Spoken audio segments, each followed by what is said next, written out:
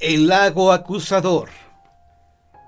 Hace siglos, en un bosque que se extendía bajo un monte, había un albergue para cazadores, donde solían pasar la noche quienes perseguían jabalíes y ciervos. Una noche que caía una fuerte tormenta, llamaron a las puertas del albergue. El posadero, desconfiado por la hora que era, se asomó por la mirilla. Ahí, tocando con el pomo de su espada, estaba un caballero cuyas ropas, aunque empapadas, eran lujosas y elegantes. El posadero abrió la puerta, pensando que ese caballero le pagaría bien por sus servicios.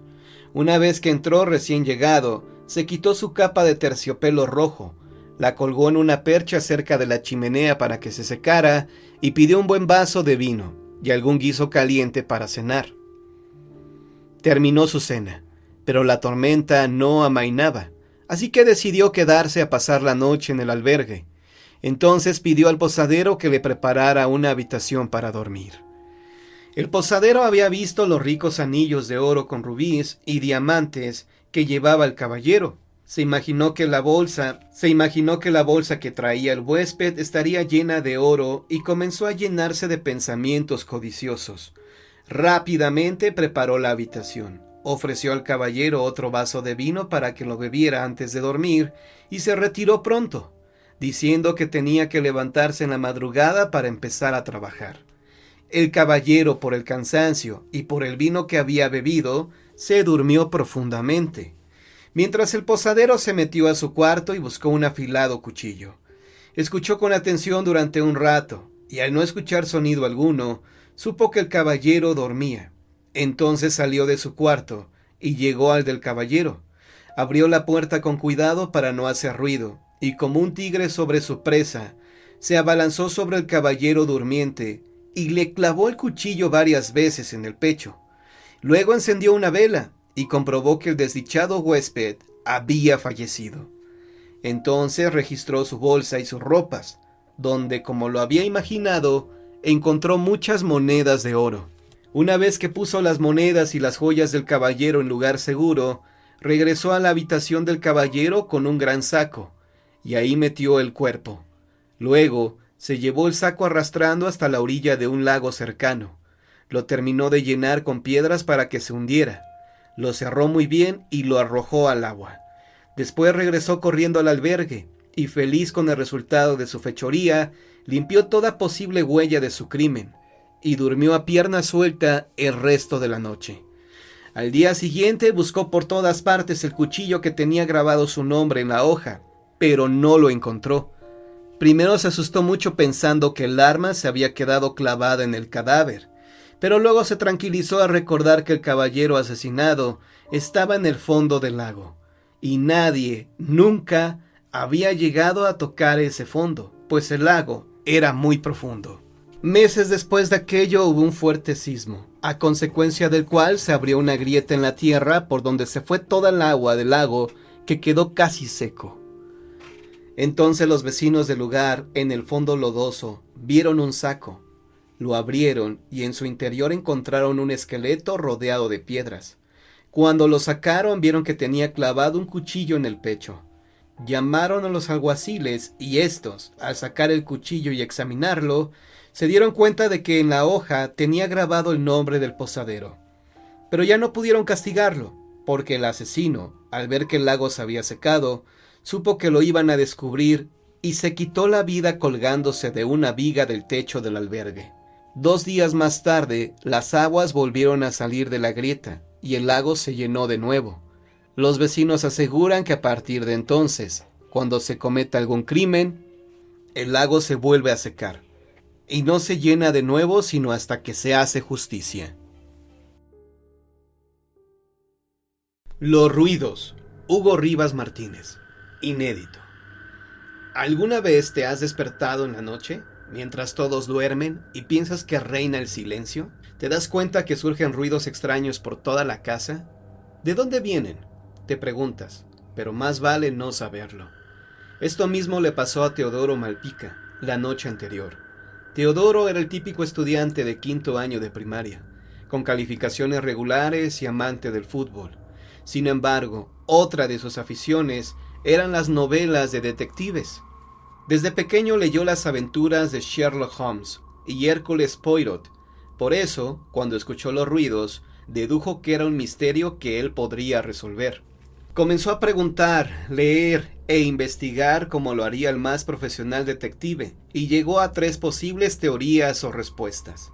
La primera: los ruidos eran provocados por un efecto físico llamado dilatación, el cual consistía en que los objetos, principalmente los metales, por el calor del día, aumentaban su tamaño, mientras que durante la noche recuperaban su tamaño normal. Este proceso de achicamiento provocaba ruido. La segunda teoría era menos científica. El ruido era provocado por ratas que durante la noche salían a buscar alimento. La tercera respuesta era la que llamó su atención, por ser la más inverosímil. Esta respuesta se la dio el conserje del colegio, un hombre de avanzada edad, a quien todos llamaban Don Lorenzo. Nadie sabía si era su verdadero nombre o por la implicación de su nombre, Lorenzo, pues era un poco distraído y parlanchín, además de contar historias y leyendas. Teodoro pudo haber supuesto que lo que le contó Don Lorenzo era una historia más, pero le intrigó la forma en que se lo dijo. Un día, al salir del colegio, Don Lorenzo llamó a Teodoro. A este le extrañó, pues normalmente Don Lorenzo procuraba contar sus historias durante el descanso, y eran a todos los niños, nunca a nadie en particular. Don Lorenzo le preguntó si era verdad que investigaba sobre los ruidos que se escuchaban durante la noche. Teodoro le contestó afirmativamente. Entonces el viejo conserje, adquiriendo un tono poco usual en él, le dijo que olvidara los ruidos y que no siguiera su búsqueda, porque había cosas que era mejor no saber de dónde venían ni qué las provocaba. Teodoro, ante el tono del conserje, se sorprendió y le pidió que fuera más claro, pero don Lorenzo nada le contestó.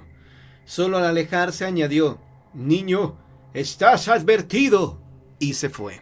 Esa noche Teodoro Malpica permaneció despierto, aguardando. Su plan era que al escuchar los ruidos se levantaría e iría a investigar. Después de medianoche los ruidos comenzaron. Teodoro se levantó, tomó su lámpara y salió de su habitación.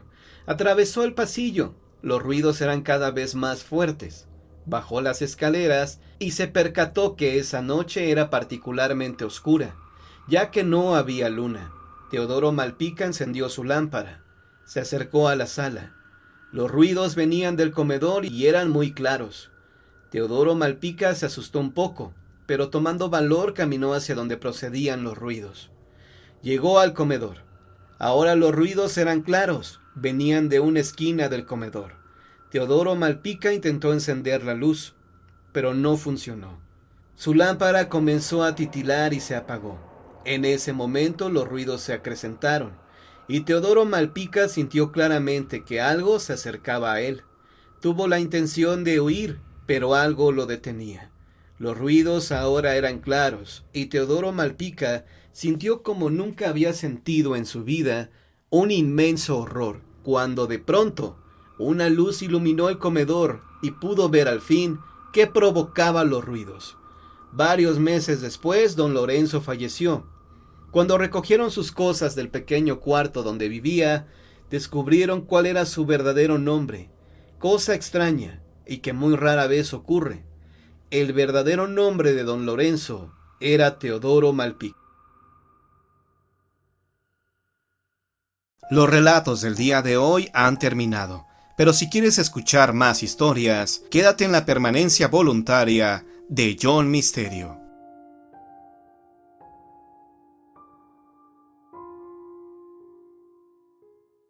El árbol de las brujas. Cuentan que por el Cerro del Judío en la Ciudad de México en años de la colonia, circulaba una leyenda sobre una señora que decía ser bruja. Ella no tenía ningún reparo en contarle a sus vecinas, sobre todo a las que más odiaba, las curiosas circunstancias que su suerte le permitía experimentar. Contaba con lujo de detalles que cada sábado por la noche estaba señalado como el día en el que hacían sus reuniones. Además de los sábados, los brujos incluían las fechas asociadas con festividades de la iglesia, El diablo, en una sarcástica imitación, gozaba de celebrar las mismas fiestas adaptadas a su obscena observación. El diablo, en una sarcástica imitación, gozaba de celebrar las mismas fiestas adaptadas a su obscena versión. Cuaresma, Domingo de Ramos, todo era satanizado y ridiculizado por la maldad infinita del enemigo de Dios. Decía la bruja que para poder reunirse con sus hermanas y hermanos, se untaban el cuerpo desnudo unos ungüentos hechos con grasa de difunto, entre otras horribles cosas que el mismo diablo le había enseñado a fabricar, que luego trepaba a un árbol ubicado en el jardín de su propiedad y que desde ahí rezaba extraños cantos de invocación a los demonios.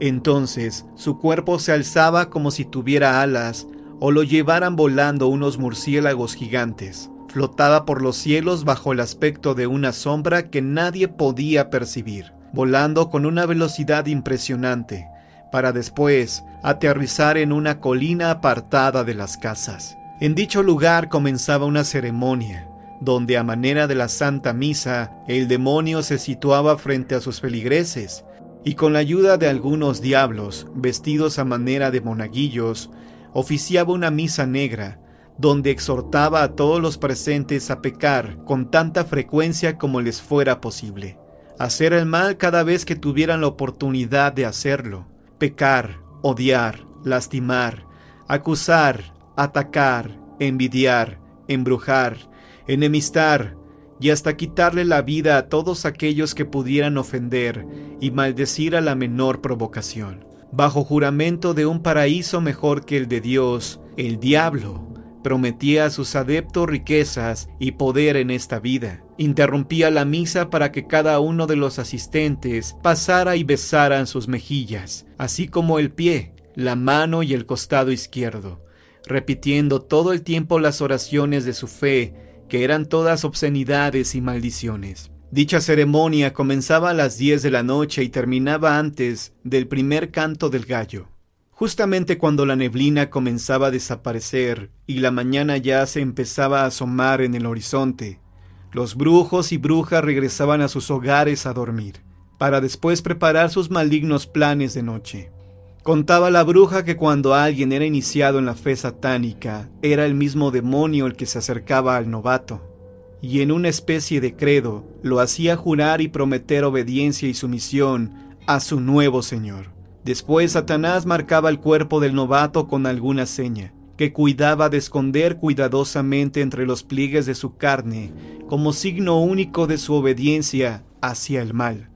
Podía ser un lunar o bien una mancha de pelo muy negro como de animal. Tanto repetía la anciana las historias de los aquelarres, que un día una de sus vecinas dejó de pensar que eran inventos y se decidió a espiarla, en compañía de su esposo, una noche de sábado.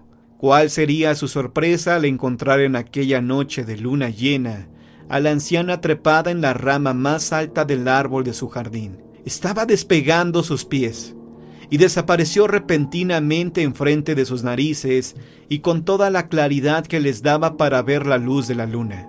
Enseguida avisaron a las autoridades alarmados y a la mañana siguiente la mujer ya estaba siendo procesada. Una vez que se dictaminó que la bruja tendría que ser ahorcada y quemada, dicen los que presenciaron aquello, que antes de fallecer, lanzó una carcajada al aire creyendo que sería rescatada por su amo. Cuentan también que después de su fallecimiento, los vecinos intentaron quemar ese árbol en su jardín para impedir que otra bruja lo utilizara, pero en vez de ser consumido por las llamas, aparecieron las huellas descalzas de aquella mujer como iluminadas por las llamas del infierno, evidenciando el pacto que la hiciera perder su alma inmortal entre las garras de Satanás.